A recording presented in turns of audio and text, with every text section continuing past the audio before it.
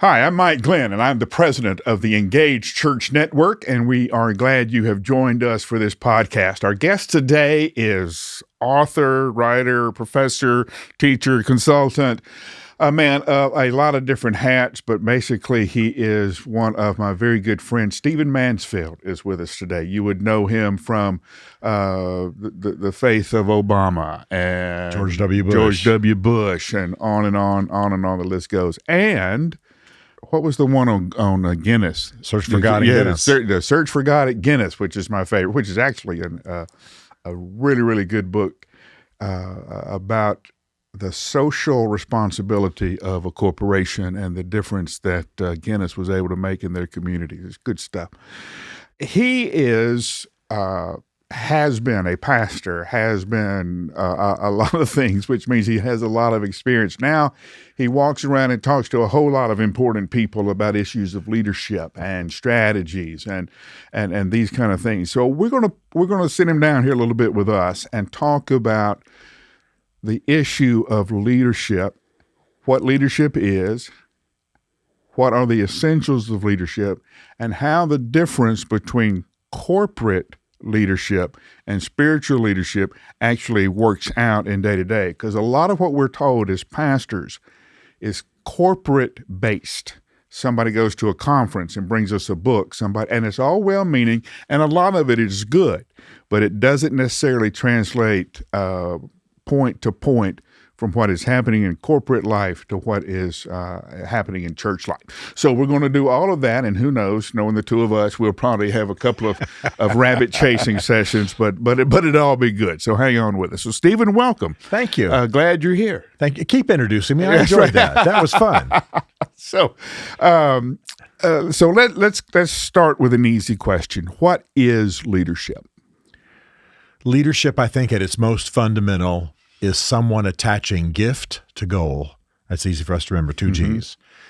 If you're running a hamburger stand, if you're running library, you're running pretty much anything, your goal is to establish goals and attach people's gifts to them at a fundamental level. Now, a smart leader is going to think about context, going to think about inspiration, going to think about all those things, but at its heart, whether you're on a football team or a bagel shop, you're trying to attach people's gifts to goals that the leader has set or has been handed to the leader. That's my boiled down version, and that gets us started. Okay. Now, if I want to be a leader, regardless of the arena or the context, what are the essentials that you would look for in assessing a leader? He or she has to have these 3 to 5, whatever the number is, things. And if they don't have them, then I know they're not going to be a leader. Absolutely essential and missing from a lot of leaders is the ability to envision what's not yet.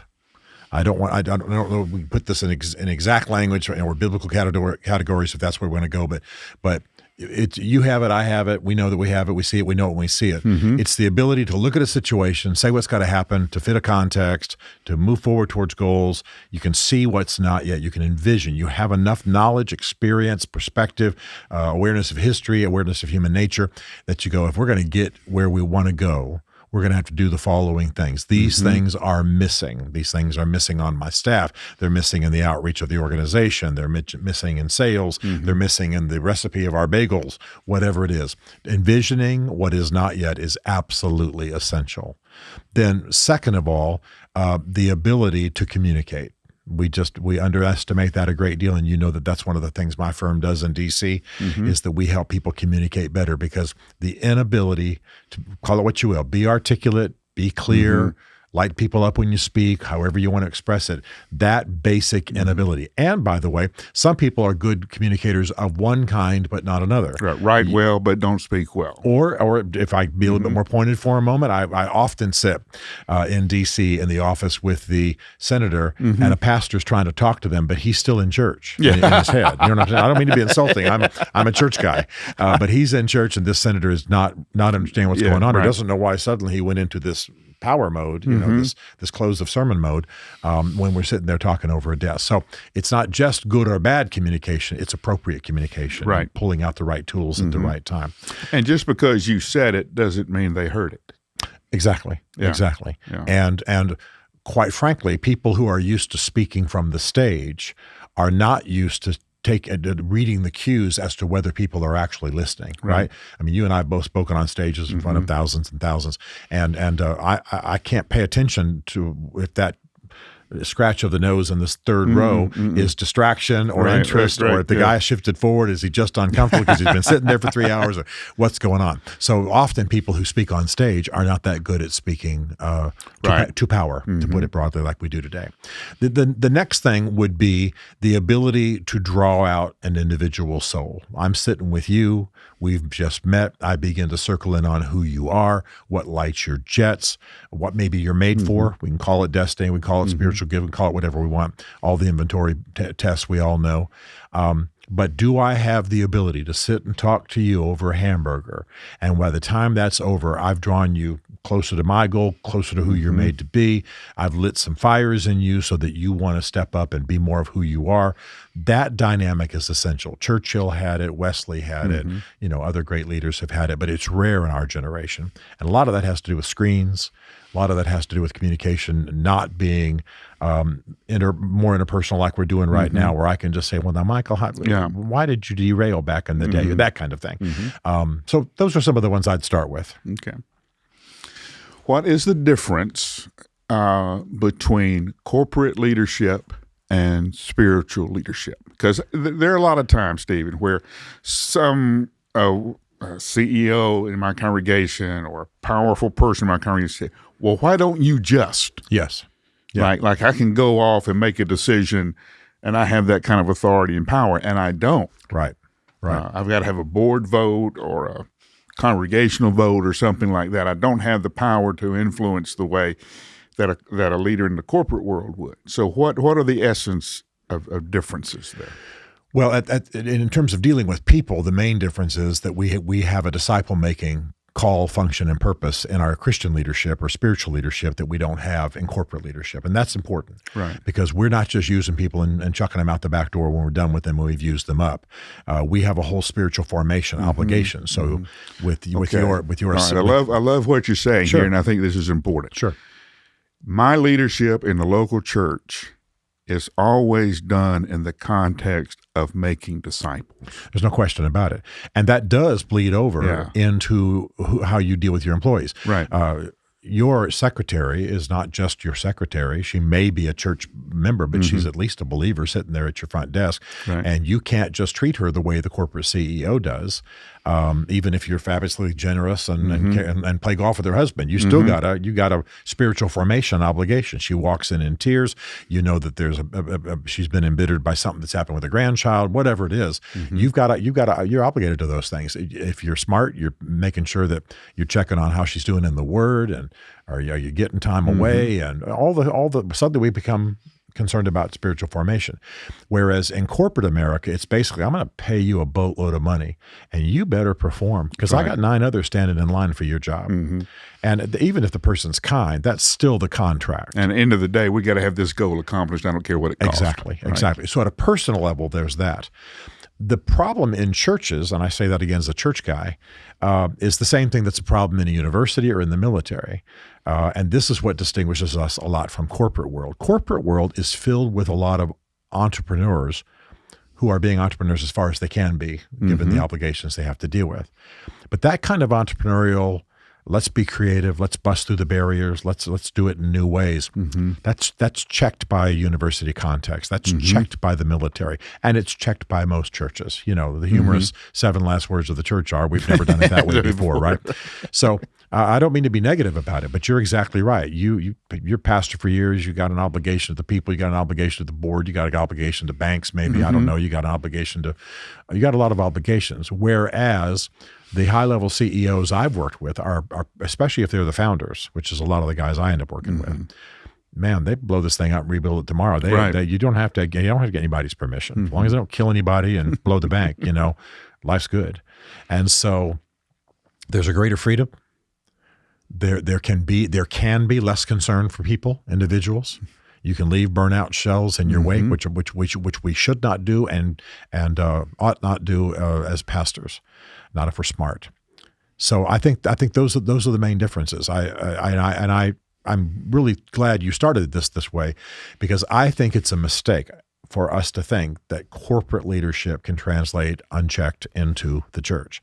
Let's learn the technique. Let's use the same technology. There's a lot of stuff that we can. Let's learn how to speak better. Let's learn from Steve Jobs about creativity and art. For heaven's sakes, let's put a Starbucks in the lobby. Whatever, all the stuff, right? Let's have massage chairs for the whatever, the children's workers. I mean, I'm all for this. They're learning from Microsoft and Apple and Google and all that kind of thing. But that style of leadership will not produce the spiritual goals we're trying to achieve in churches, number one, and it's going to tick everybody off, and you'll spend most of your time trying to repair relationships. Yeah, the famous stories of Steve Jobs throwing the iPhone at his designers and that kind of stuff. Try that. Try that at First Baptist Jacksonville or whatever. You know what I'm saying? Yeah, that's not going to work. That won't work. That's not going to work. And by the way, that kind of bad boy behavior is actually prized in corporate world. Right. And it's almost sinful level. Not just because of the context, but because as Christians, me throwing my iPhone at my secretary should get me fired, by the way. Right. But for Steve Jobs to step into a room and say, you're all fired. Right. Please clean out your desk by lunch.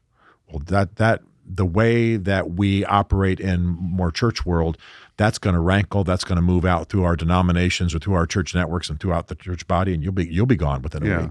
So it's something we got to be wise about. It's just not achieving our goals, and I think we've got to. I want every pastor to read Good to Great. I want every pastor to read a Steve Jobs bio. I just don't want them to think that they can model themselves after that perfectly.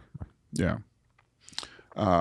And that context of I'm responsible for the people I lead and their discipleship. That even after a meeting, even if it's a meeting where they're not measuring up to something as a staff appraisal meeting or something like that, that they should be closer to Christ after the end of it. There ought to be a deeper walk in the discipleship because of it. That is a huge, and in fact, I don't know that I've ever heard anybody mention church leadership in the context of the continual discipleship relationship with the people we're leading. Well, it's just got to happen because for two reasons. First of all, when we step into a Christian context of leadership, we need to bring all of our understanding from Scripture to how people are made, what motivates them, how they achieve their best, how do they take hold of that for which Christ Jesus has taken hold of them. So there are destiny issues and spiritual gift issues and negatively stronghold and sin issues, and we want to be dealing with all of those. To put it real crassly, if the pastor's secretary is not a better, more powerful Christian after 10 years working at that, outside that pastor's office, then that pastor's not doing his job. And I'm not saying she or he is his only project, but the culture he builds should make everybody a better believer and therefore more effective. I mean, really, if we're honest, growing dynamically in Christ, finding out who you are, taking hold of that for which Christ Jesus has taken hold of you, et cetera, all of that should make you a better worker while you're becoming more conformed to the image of Jesus. So it shouldn't be a dichotomy. But we're not going to learn that from Steve Jobs. No, certainly not. Now, we are having this conversation in the middle of a lot of stories about pastors and Christian leaders who have fallen and who have compromised their ministry. I mean, it's almost a daily thing now of something being revealed about a leader, and a lot of these, they were heroes of mine, and I'm sure you. And then you find out, wow, they weren't who I thought they were. So, what, as leaders, as church leaders especially, what are the things that we need? One, to be mindful of the landmines out there, and then two, what are the practices that we need to have in place so that we don't get there? Well, let me rephrase something you just said. I agree with you. Let me just rephrase it. If we conclude that a fallen Christian leader just wasn't who we thought they were, then what we don't pay attention to, and you know, because you know me, that this is something my firm specializes in, is restoring fallen leaders. If we think that leader just wasn't who we thought they were, and therefore basically we're saying they were bad seeds from the beginning, then what we do is we don't pay attention to what you're asking me, which are the errors, the steps, the beliefs, the flaws that step in along the way of an otherwise good path and cause that person to fall. In other words, it's not just that they were deceivers and evil from the beginning. Right. Okay. I'm not trying to correct you, buddy, but I'm just saying I got you. it's not that we're saying, well, Joe, I'm just if there's a Joe who's fallen, I'm just making up that name, was evil from the beginning. What we're saying is there are steps along the way. There are things that person gives themselves to. For example, we teach these things. Often a leader falls because they're out of season. This is a little bit weird and mystical. They shouldn't have been taken that job. They shouldn't have extended that contract. They told their wife they'd retire and they'd have their pottery business and love the grandkids. But no, they got ambitious and they got workaholic. They went too far. And now they are, and I mean this word in a negative sense, they're striving. Working hard and striving is fine, but striving.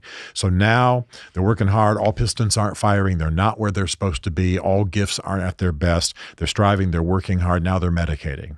They're going home exhausted, tired.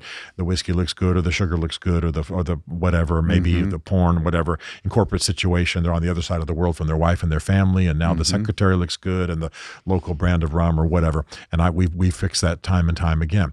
So it's breaking out of season. Episodes of bitterness. You can't believe how many times past seasons of bitterness cycling through a person's soul leads to this. During Watergate, I get wounded in the past. And I never deal with it. It never heals with it. Well, it never heals. And then the pastor steps into a deacon's meeting or an elder's meeting or a session or whatever they got.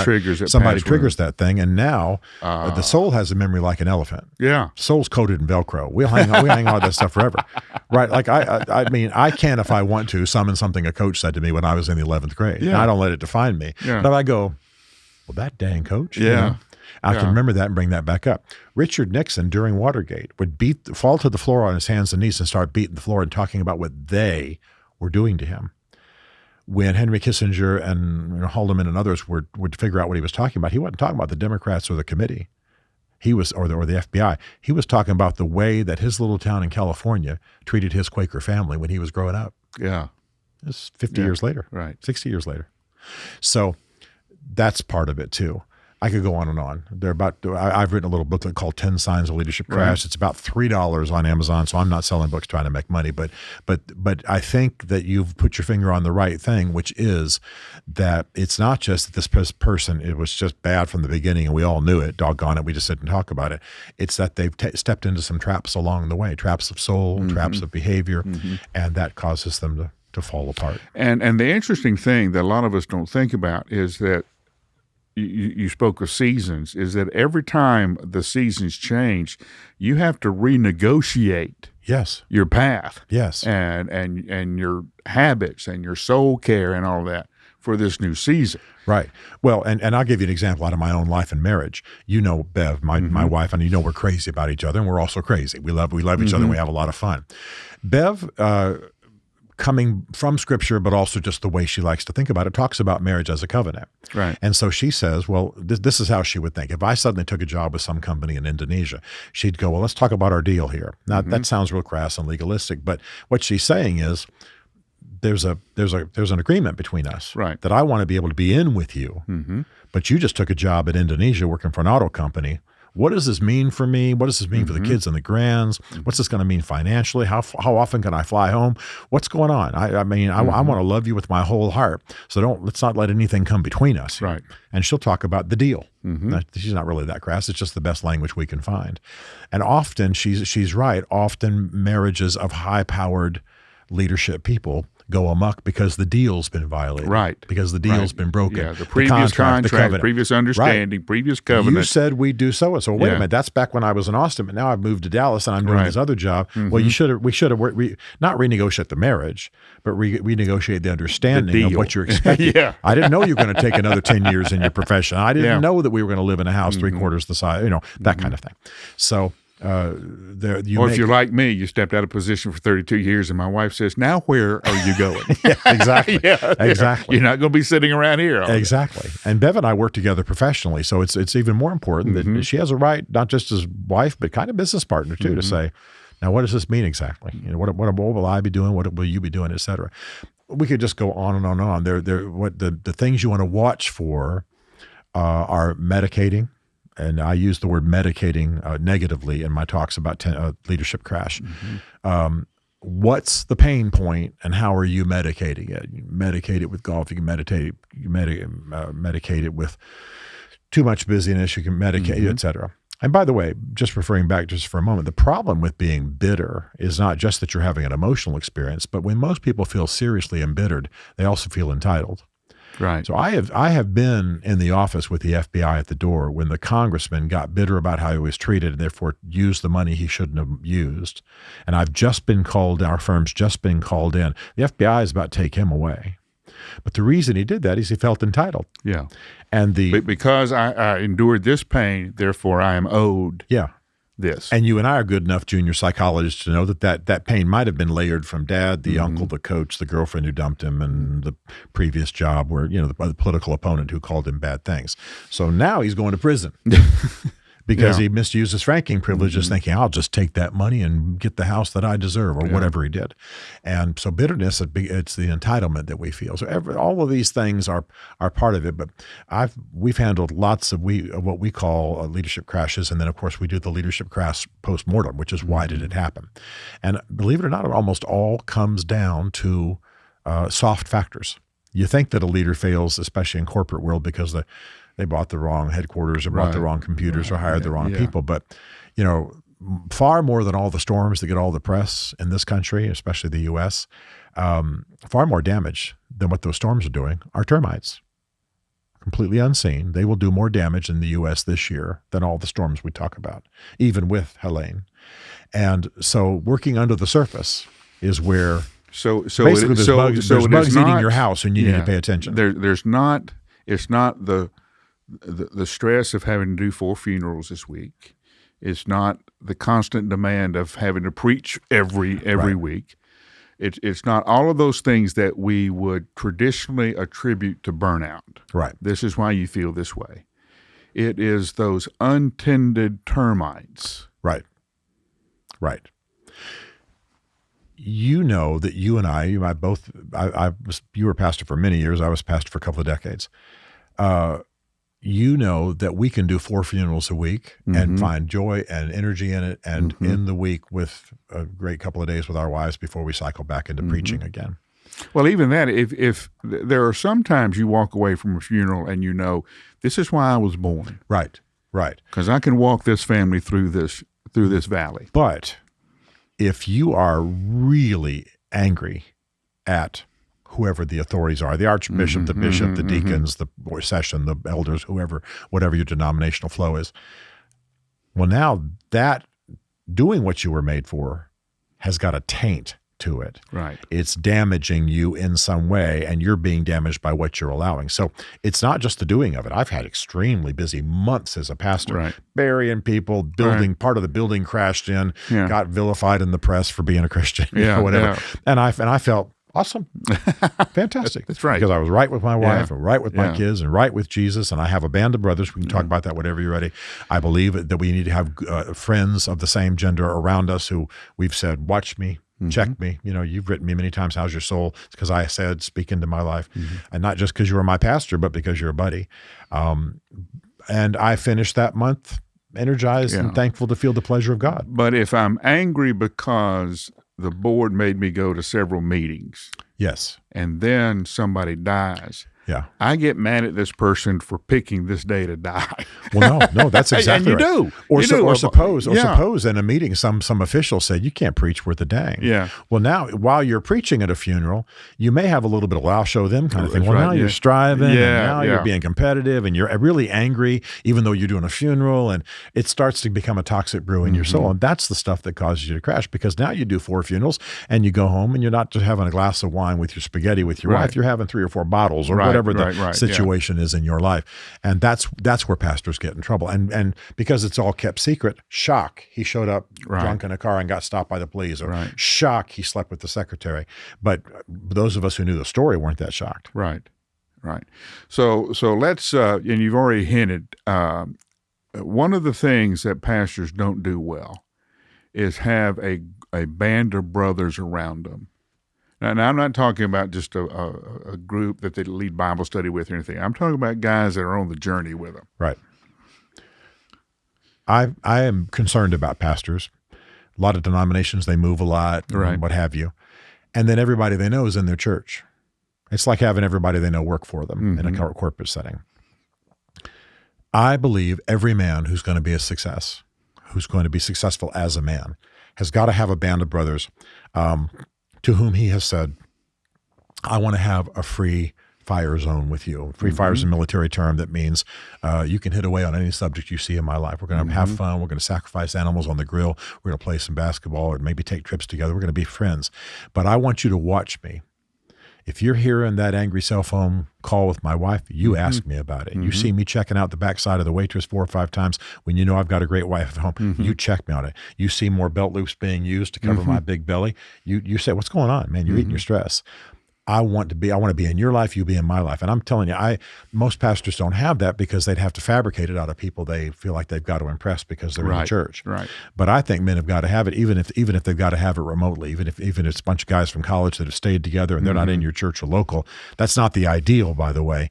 But at least they've got somebody who's seeing them every quarter of a year or so on and saying, man, what is up? You can't ask salt to be passed at the table without dumping some bilge on the table. What's going on? Yeah. And I think that's essential because I think you've heard me use this illustration before. Let me use it real quickly. Not long ago, somebody showed me a picture of a scene at a party. And I said, who's that? He said, it's you, fool. I was sitting on a sunken couch in a T-shirt that got turned and pulled, it stretched over my stomach. And I had about 19 Oreos on my mouth. It looked like Jabba the Hutt on a bad day. I was halfway through a blink, so I hadn't had anything to drink, but I looked like maybe I was drunk and, jowly and everything. And I literally looked at it. I thought, I did not know it was possible, even in an extreme, for me to look that way. Then I thought, well, if I can look away physically, that I didn't know it was possible for me to look, because we all do the same thing in the mirror. Right. What's going on inside of me that I don't see? And so I've concluded that as introspective and as self-examining as I am, as an introvert and a reader and a Christian leader, I need other people keep an eye on me. And by the way, I empower my band of brothers to go ask Bev. You know full well, because we're friends. Call Bev anytime you want to ask if things are going all right. Not just, again, because you're my pastor, but because I believe that's got to happen. And Bev also knows who to call. I'm out of the country, something happens, she knows who to call. Whereas the survey showed that the average man in America today doesn't know who they'd call to get their son out of jail at 3 a.m. if they were on a business trip. Well, the survey, the young adults, especially young men, they wouldn't know who to call. Yes, exactly. And they don't have anybody to call. Don't have anybody like that. At 3 o'clock in the morning. Who would you trust? The average man can't name a best friend. And because I talk to men a lot, when I ask them who their friends are, they give me what psychologists call rust friends. The rust friend is the guy who's in your wedding you haven't seen or talked to in 5 years. Yeah. But when I ask you who your best friend is, you name him. Right. And not even sure what his address is anymore. Well, that's damaging. We need people up in our grill. I'm not saying it's a constant confrontation fest, but people who've got their eyes on me. Stephen, you just, man, the arrogance is getting ridiculous. The thing, we got this thing about accountability means that I'm going to be up in your grill yelling at you all the time. Right. It's not. The accountability is I know your best self. Yes. I know you as your best self. And when I see a moment that doesn't match that best self, then that's when I'm going to step on. It's a very good way to say it. I know who you are. Very good way to say it. This is not you. Yes. There was one time when I was dealing with my mom's Alzheimer's, and I was coming back from Huntsville. She hadn't moved up here yet. And I was so mad and I was so angry. Because if you've dealt with a situation like that, you think you're crazy at times. Maybe I've got Alzheimer's, not my mom. And so Jeannie called me, and we're kind of talking through it, and I'm just ranting. I don't care. I'm not going back. If she wants to do this, she can. And Jeannie just lets me rant. And at the end of it, Jeannie just says, "That's not you." Yes. Yes, that's powerful, isn't it? Right? It's powerful. That's not you. And she's also saying, I love the real you, and you're departing from it. Yeah. Well, and we've got to have that with our wives, certainly, but beyond that also as well. Also with brothers. Exactly. Got to happen. Yeah. Got to happen. Because our brothers, they see what our wives don't. They're female. Our wife's female. They love us. We've already got them fooled to an extent, or they wouldn't have married us. But yeah, I think that's really important, and that's hard for a pastor, as you well know, because a pastor's been moved to, Bucksnort, Tennessee, and start a church, and now he's there, and who does he have to deal with? People he's known 15 minutes, or who he's supposed to pastor. But somehow we got to solve this, and it's got to be more than just a performance. I tell people that one reason you got to be in a Bible group is because the first person you lie to is yourself. Yes. This doesn't apply to me. Yes. And if you don't have a brother sitting next to you who laughs at your stuff, Yes. Yes. and who says, "Oh, come on, remember when that person pulled out in front of you, that wasn't praise language that came out of your mouth." So, and another thing too is we need. I mean, you and I are friends, but you and I are also basically the same kind of person in the sense that we're Christian leaders. Right. And so we need each other, but we also need people who aren't like us. Right. Some of my friends, just because I help chaplain an NFL team, are ex-NFL. Mm-hmm. Well, they don't play. Like they're not near as polite as you are. Right. You know what I mean? And so they just look at me and they go, I mean, I love it because one of those guys just very aware when I get any he's very aware of bodies. He was a trainer and all that. And so I need him to say, man, I want to die in good, I want to live my life in good shape. Mm-hmm. He'll just confront me. He'll even watch how I eat a meal. Now he's not spying on me. He's not trying to make me miserable. But he'll go, dang, Mansfield, 5 desserts? Don't you think that's a little bit? But I like the fact that my point is that we got people different than us. I've got people unlike me. If you saw my main band of brothers, other than just my circle of friends coming in right now, you'd go, there's not a one there that's anything like Mansfield. And that's what we have to dare to do.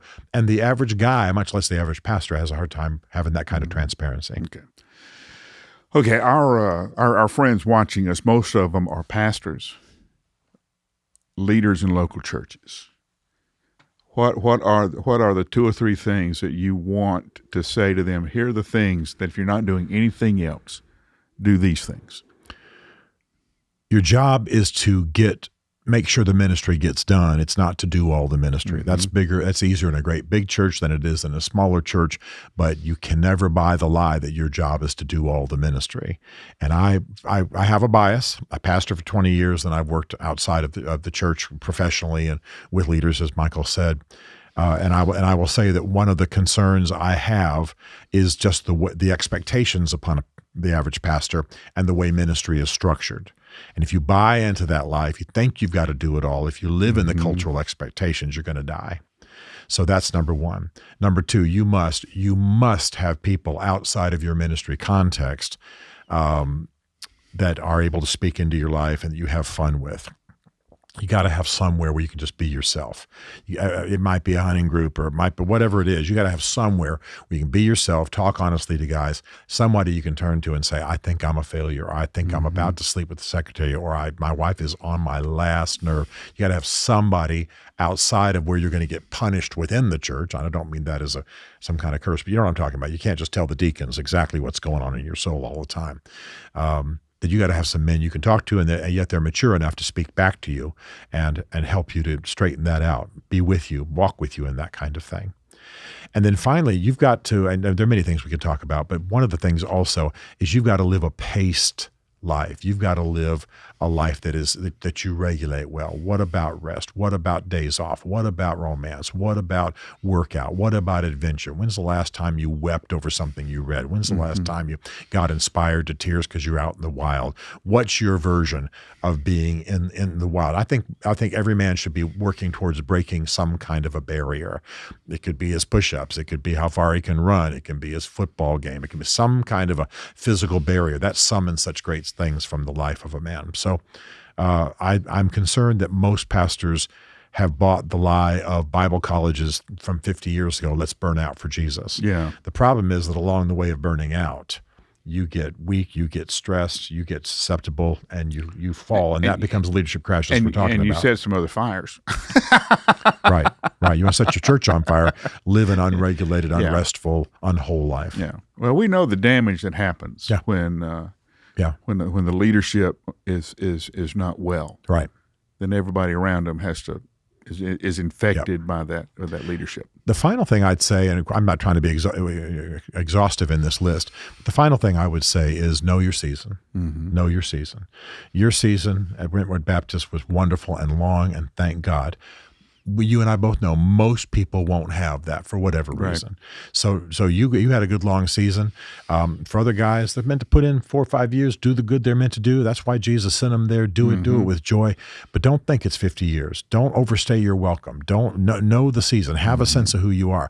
At the same time, don't run and just be afraid and be driven off. But But that is essential. I cannot tell you how many times I've been with major leadership crashes just as they start happening, and the guy who crashed just starts beating the desk and saying, "I knew I was out of season." Right. In our work, they suggested this language, not us. Right. And so that is really, really essential. Yeah. Okay. He's Stephen Mansfield, and we are grateful for his time with us today. I'm Mike Glenn, president of the Engaged Church Network. This is the podcast for the Engaged Church Network, and we're really glad you spent this time with us.